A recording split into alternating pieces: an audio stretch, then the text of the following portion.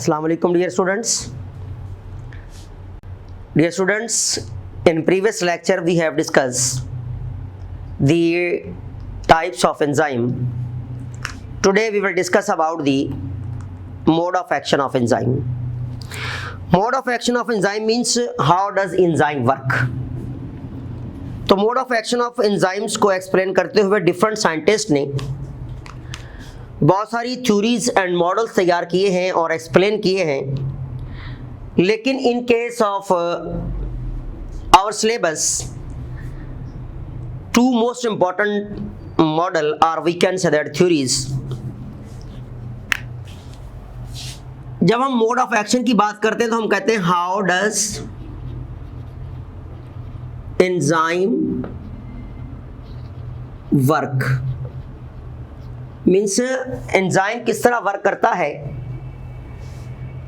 वो हम देखेंगे, जिसमें सबसे पहली थ्योरी है की लॉग थ्योरी, जिसे हम देखें तो इसकी स्टेटमेंट कहती है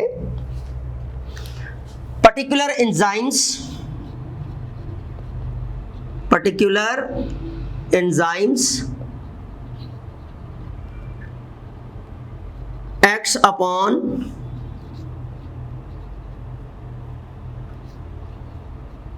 particular, or we can say that specific substrate. जिस तरह एक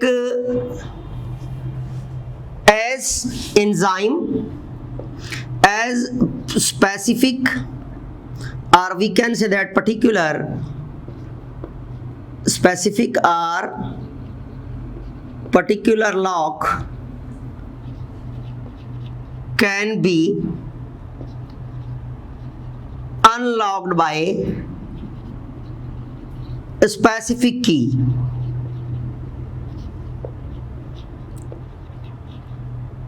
जिस तरह अब पर्टिकुलर एंजाइम पर्टिकुलर सबस्ट्रेट, और we can say that specific substrate. एक पर्टिकुलर एंजाइम एक पर्टिकुलर सबस्ट्रेट पर ही काम करेगा, जिस तरह स्पेसिफिक और particular lock can be unlocked by the specific key. जिस तरह स्पेसिफिक लॉक को स्पेसिफिक की अनलॉक करती है, इसी तरह स्पेसिफिक एंजाइम स्पेसिफिक सबस्ट्रेट पर ही एक्ट करेगा. इसलिए याद रखिएगा ये थ्योरी स्पेसिफिसिटी ऑफ एंजाइम को भी एक्सप्लेन करती है. इसमें क्या होता है, like this.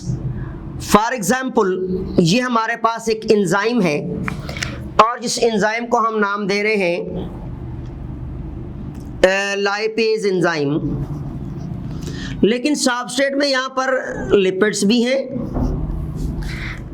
As well as protein molecules भी हैं.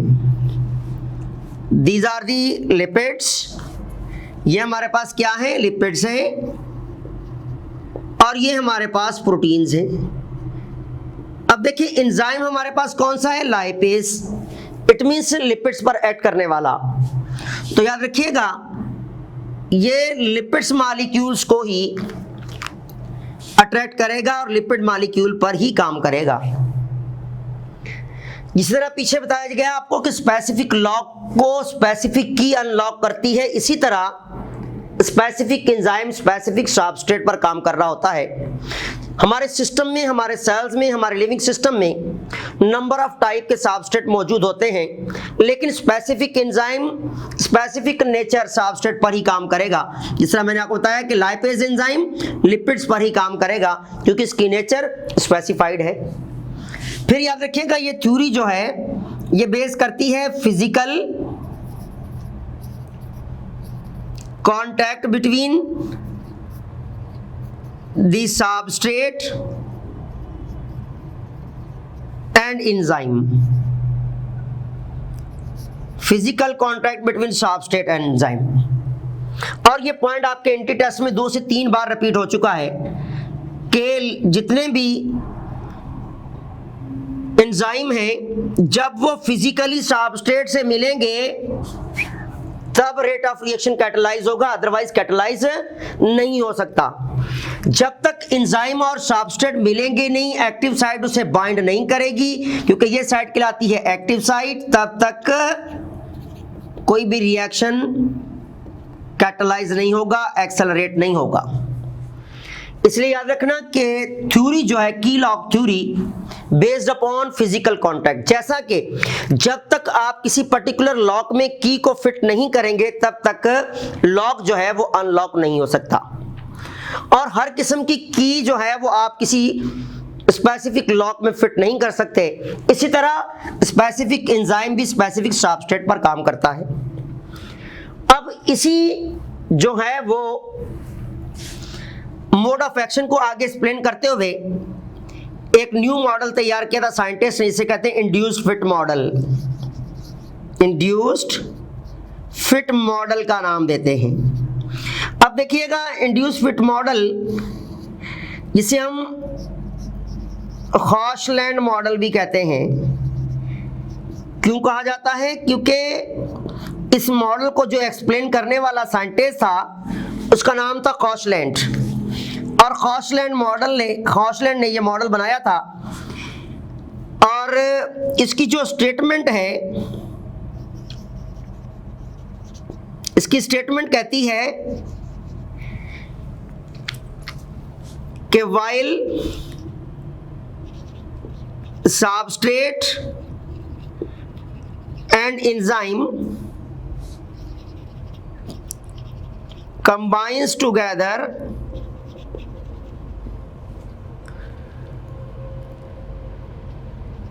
it induces change in the structure of enzyme which enable the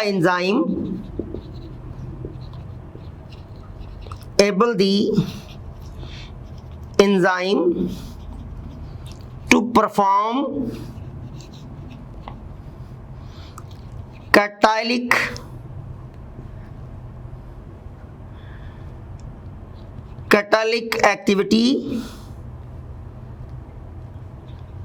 activities effectively। इसने क्या कहा है?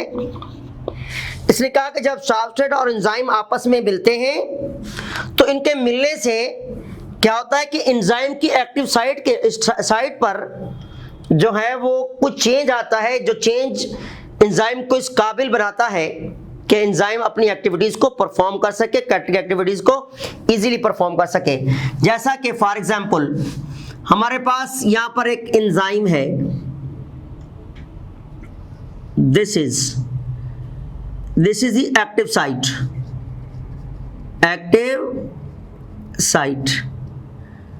अब एक्टिव साइट वो रीजन होती है जहां से एंजाइम सबस्ट्रेट को कैप्चर करता है और उसे ब्रेक डाउन करता है।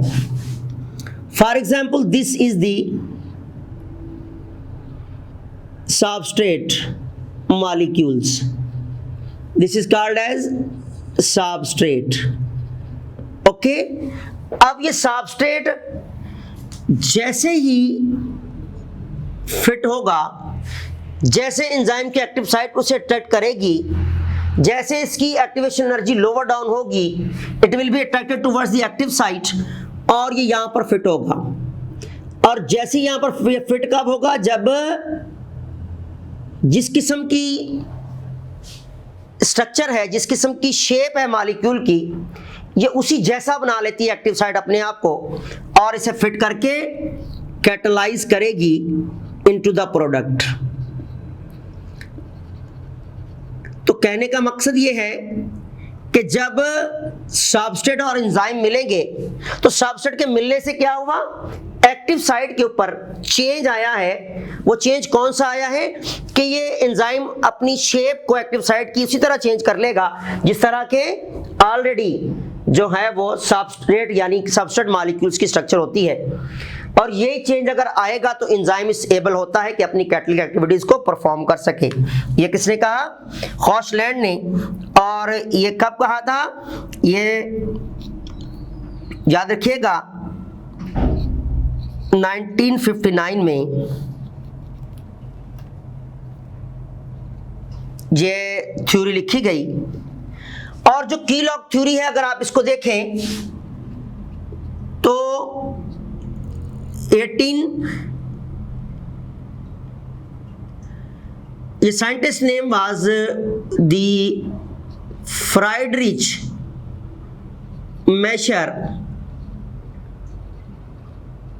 जिसने ये थ्योरी प्रपोज की थी फर्स्ट टाइम, और इसे इंप्रूव किया था D Woods and Paul Fielder. Paul Fielder और डी वुड्स ने इस थ्योरी को फर्दर इंप्रूव किया था और फिजिकल कांटेक्ट के बारे में बताया था। फ्राइडरिच मैशर एक साइंटिस्ट था जिसने सबसे पहले की लॉग थ्योरी को प्रपोज किया। जिस तरह हॉशलैंड ने, किसने? हॉशलैंड ने परफॉर्म किया था और प्रपोज किया था model, हॉशलैंड।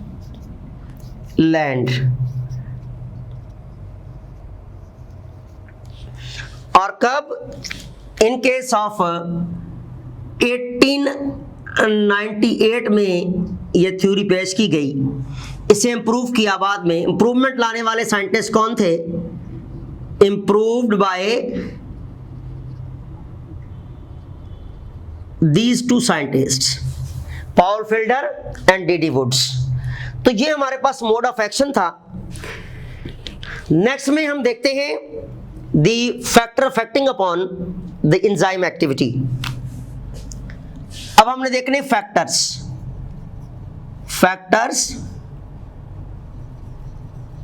Affecting upon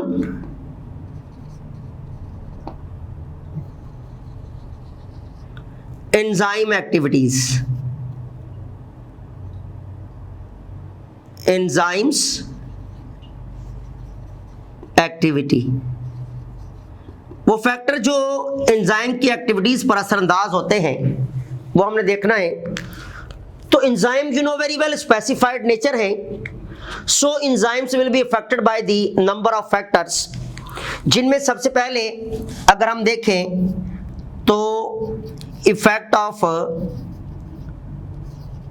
substrate. Then हमारे पास सेकंड वन है effect of temperature. Then next one है effect of the cofactor, coenzyme, activators and inhibitors. Next one है the effect of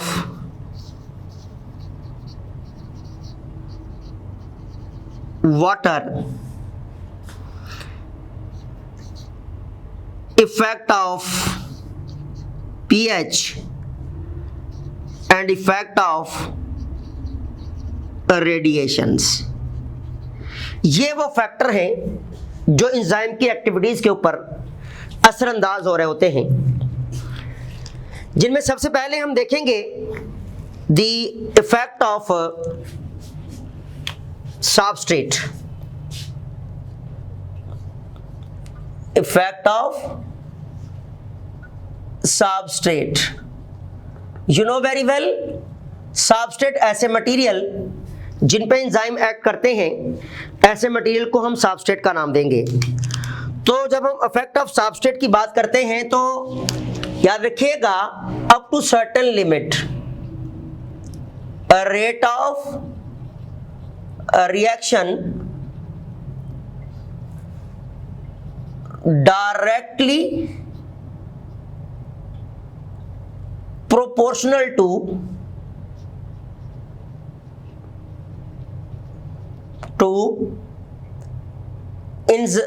concentration of substrate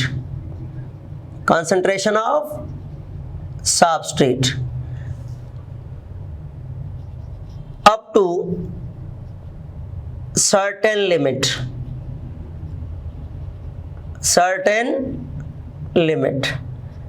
एक खास लिमिट तक सबस्ट्रेट और enzyme जो है वो डायरेक्ट प्रोपोर्शन रखते हैं। इट मींस सबस्ट्रेट के बढ़ने से जो है वो रेट ऑफ रिएक्शन भी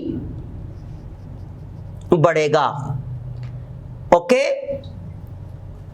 और रिलेशन क्या कहलाएगा? डायरेक्ट, क्योंकि हम डिफरेंट रिलेशन देखते हैं, जब एक फैक्टर बढ़े और दूसरा भी बढ़े तो उस रिलेशन को डायरेक्ट कहते हैं। लेकिन until saturation, until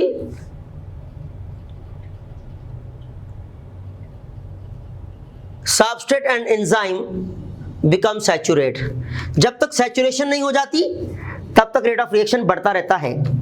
लेकिन याद रखिएगा, ओवर कंसंट्रेशन काज रिटार्डिंग इफेक्ट। कौन से इफेक्ट आते हैं? रिटार्डिंग इफेक्ट्स आते हैं कि ओवर कंसंट्रेशन हो जाएगी तो rate of reaction will B retard, means decline होना शुरू हो जाता है। जिसकी दो वजह हैं। वो वजह ये कि हायर कंसंट्रेशन ऑफ सबस्ट्रेट कि सबस्ट्रेट की कंसंट्रेशन इसलिए हो गई, बहुत ज्यादा हाई हो गई, जिसकी वजह से रेट ऑफ रिएक्शन रिटार्ड हो सकता है, as well as accumulation of high and accumulation of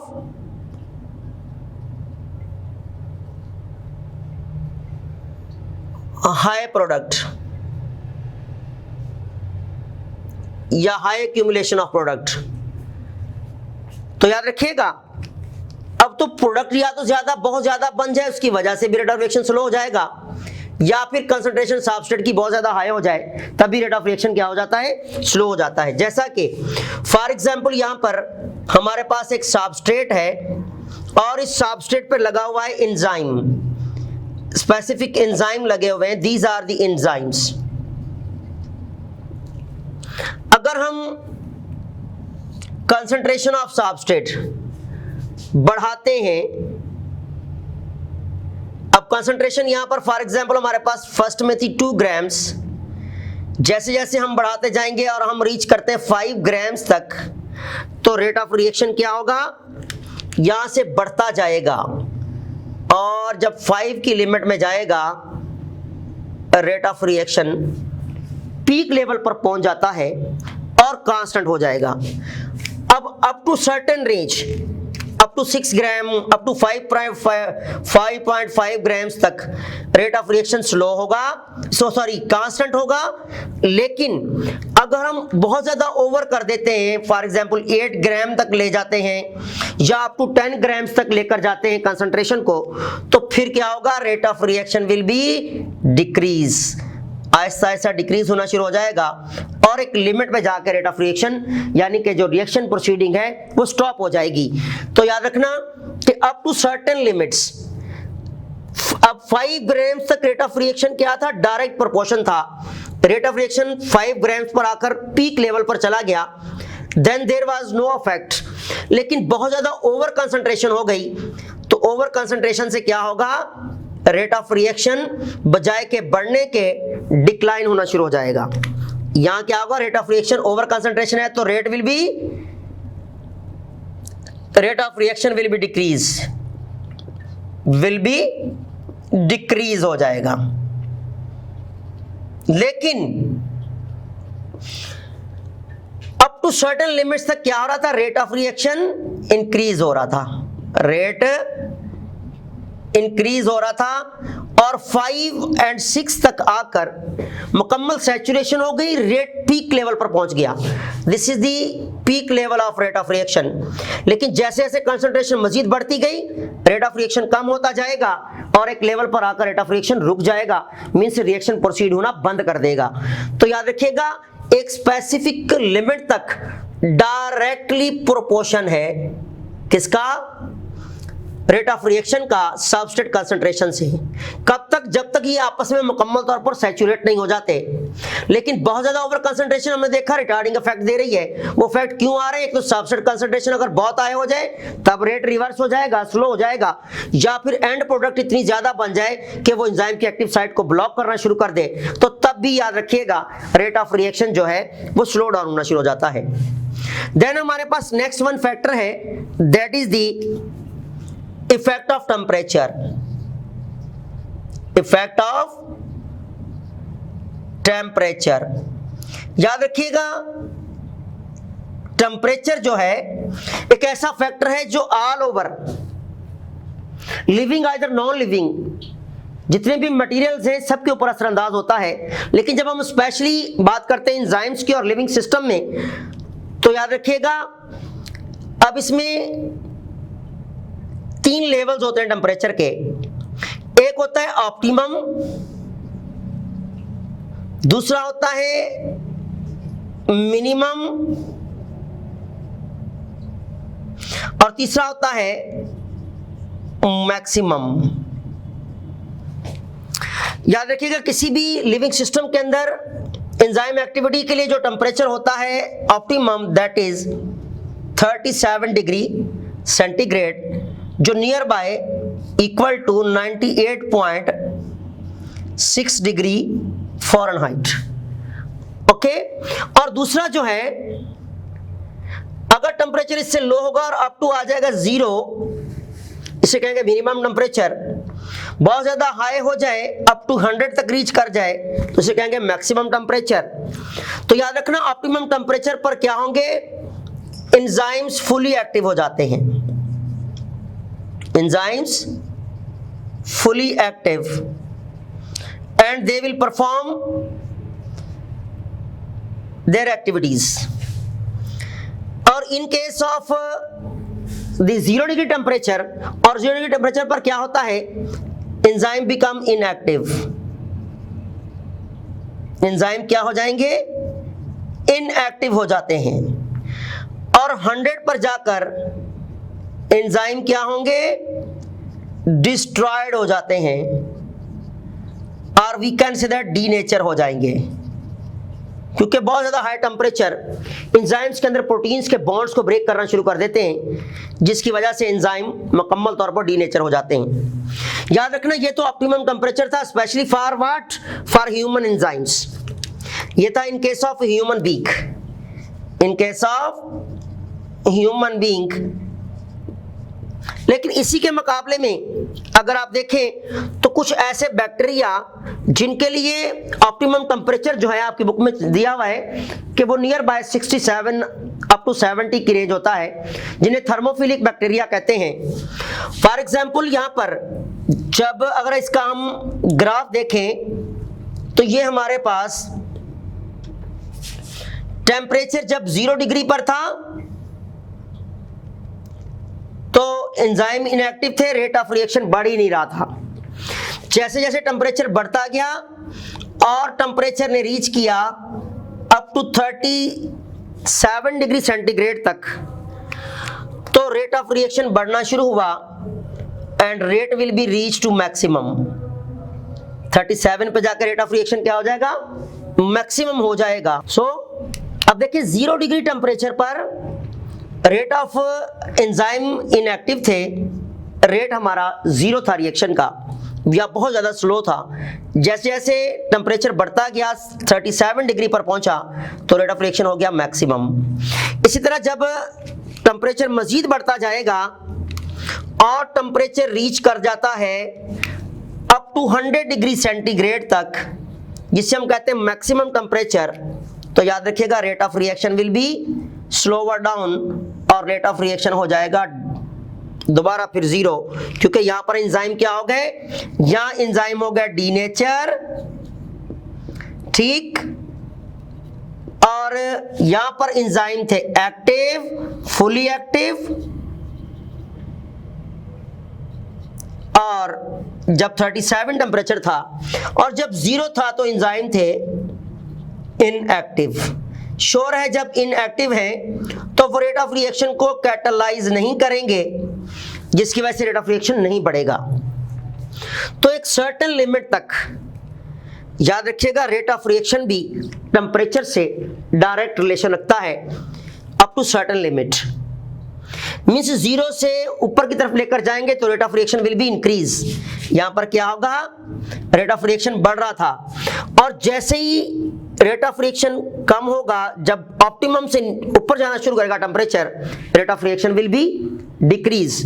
तो याद रखिएगा यहां पर भी एक लिमिट तक डायरेक्ट रिलेशन होता है। टेम्परेचर के बढ़ने से एंजाइम की एक्टिविटीज बढ़ती हैं, लेकिन आफ्टर दैट जैसे ही टेम्परेचर बहुत ज्यादा ओवर जाना शुरू करेगा, रेट ऑफ रिएक्शन रिवर्स में आना शुरू हो जाता है। That is called as the higher temperature और मैक्सिमम टेम्परेचर, जो कि 100 होता है।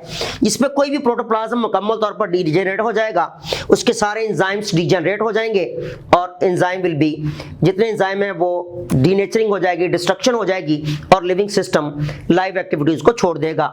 इट मींस कोई भी प्रोटोप्लाज्म जिंदा ही नहीं रहता 100 डिग्री टेम्परेचर पर। सो ये हमारे पास था इफेक्ट। इसी तरह हमारे पास अदर लिविंग बीइंग के एंजाइम देखें तो मैंने अभी आपसे डिस्कस किया कि अगर हम जिक्र करते हैं थर्मोफिलिक बैक्टीरिया का, तो थर्मोफिलिक बैक्टीरिया के लिए जो ऑप्टिमम टेम्परेचर होता है दैट इज मोर देन 60, क्योंकि they are heat living bacteria और heat loving bacteria called, so that's why called thermophilic. इसलिए उनके लिए टेम्परेचर जो होता है एक्टिवेशन ऑफ एंजाइम के लिए that will be much higher. लेकिन मोस्टली केसेस में अगर हम ह्यूमन बीइंग की एग्जांपल दें तो ये temperature optimum, minimum and then maximum, inactive, fully active, denaturing. Okay, now we will discuss about the next one factor, that is the effect of pH. Effect of pH, बेटा याद रखिएगा, pH कहते हैं potential of hydrogen ion concentration या negative log of hydrogen ion concentration. तो you know very well enzymes are specific nature, तो याद रखिएगा एंजाइम्स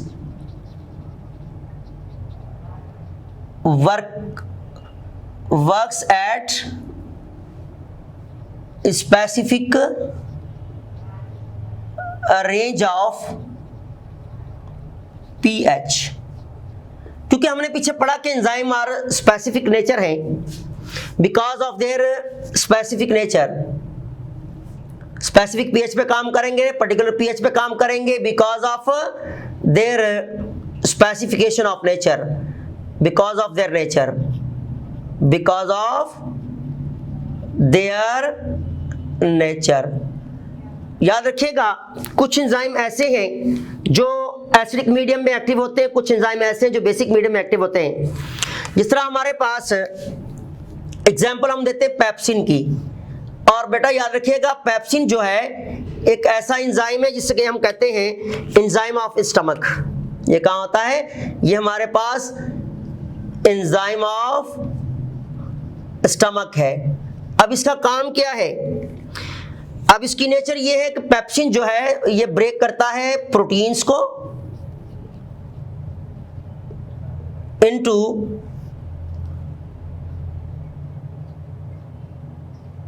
पेप्टाइड्स में, जिसे हम कहते हैं short chain peptides. Short chain peptide का नाम देंगे।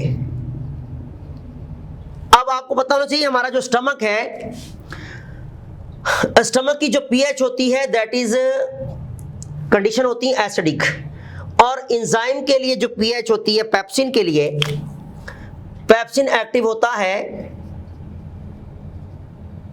1.4 पीएच से लेकर अप टू 2 पीएच लेवल तक, मेनली 1.4 से एक्टिवेट हो जाता है। इसी तरह हमारे पास दूसरी एग्जांपल अगर हम लें तो that is the example is the amylase. जो कि एंजाइम आपको पता होना चाहिए हमारे सलाइवा में भी होता है और पैनक्रियाटिक जूस में भी। अब इसका क्या काम है? इसका काम होता है स्टार्च को ग्लूकोज में कन्वर्ट करना होता है, R into glucose and sucrose.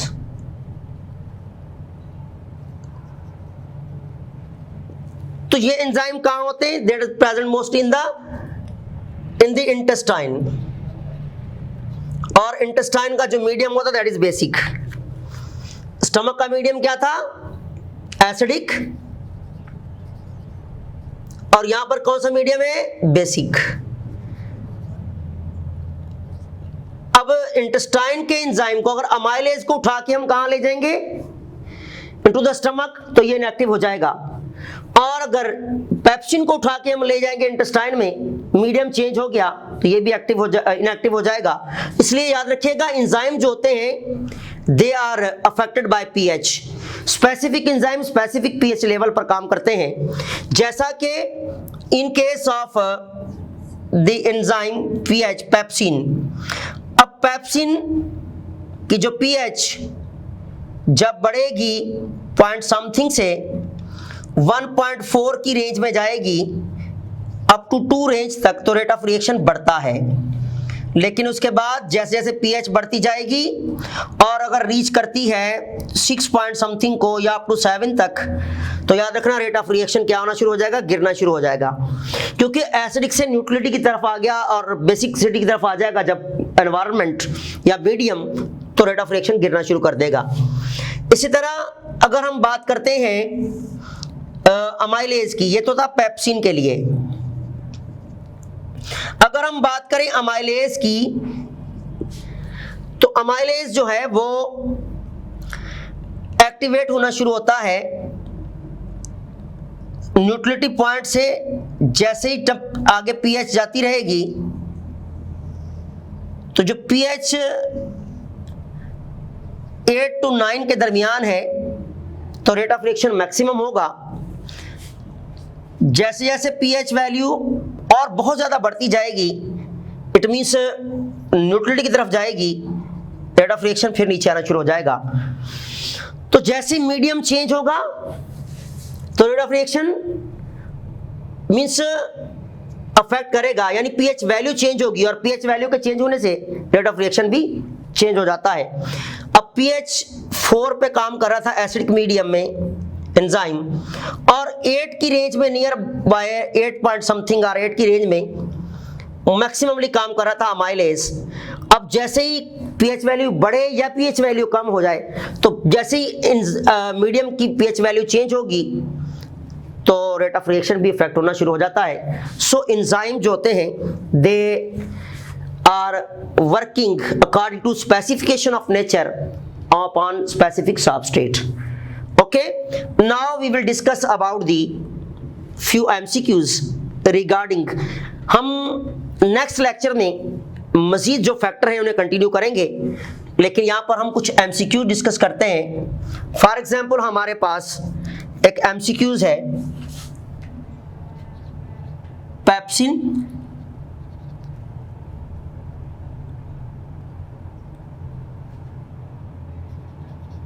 Active in option A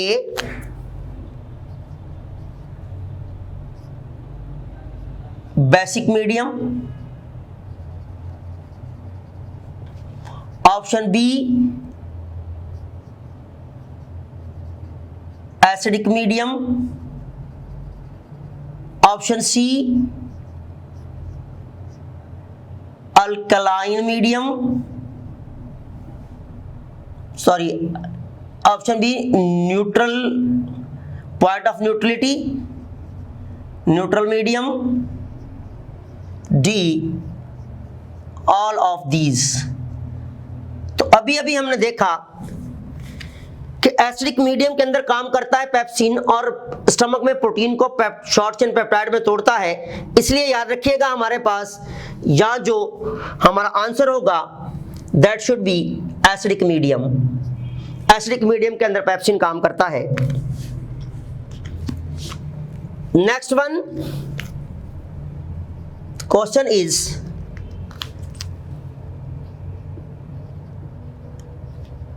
enzymes are A, specific nature,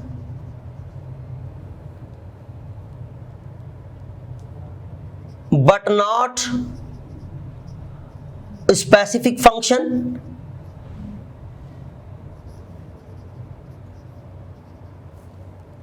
function or action. Option B, enzymes does not affected by change in pH. C, activities of enzyme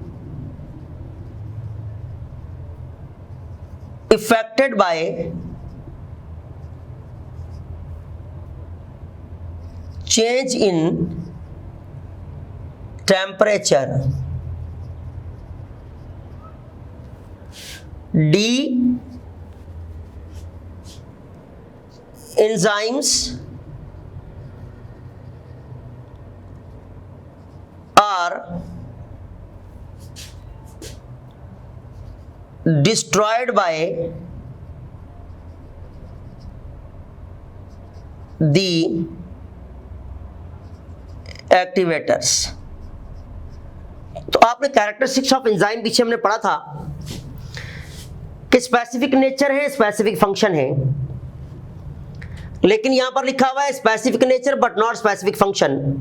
B option है enzyme does not affected by the temperature, sorry pH. तो change in pH से हमने पीछे पढ़ा कि affect होते हैं enzyme activities. C, activities of enzyme affected by the change in temperature. D, enzymes are destroyed by the activators.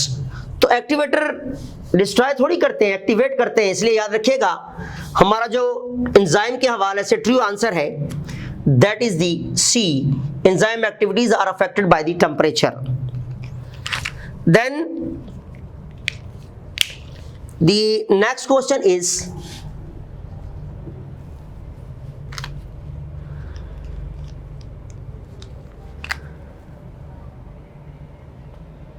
Kelock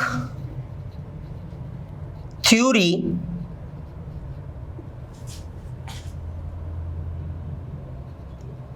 and mode of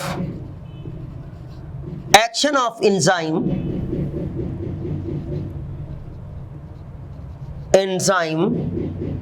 or enzymes depends upon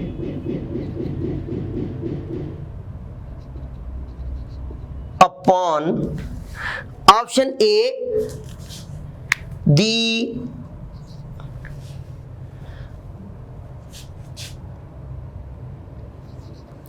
chemical change in the active site, B, substrate and enzyme does not comes in contact. Then option C, physical contact between substrate and enzyme. D,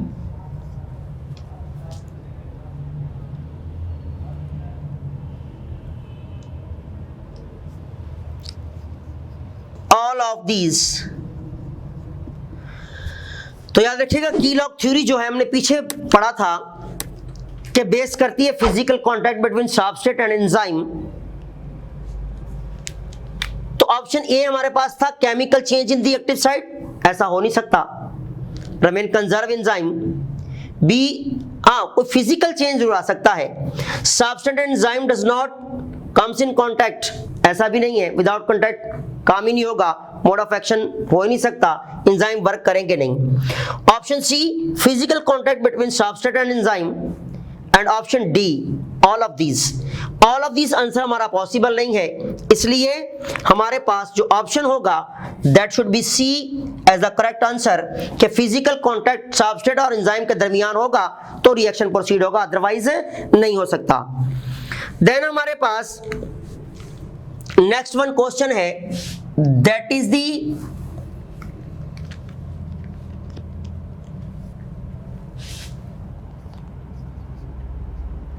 optimum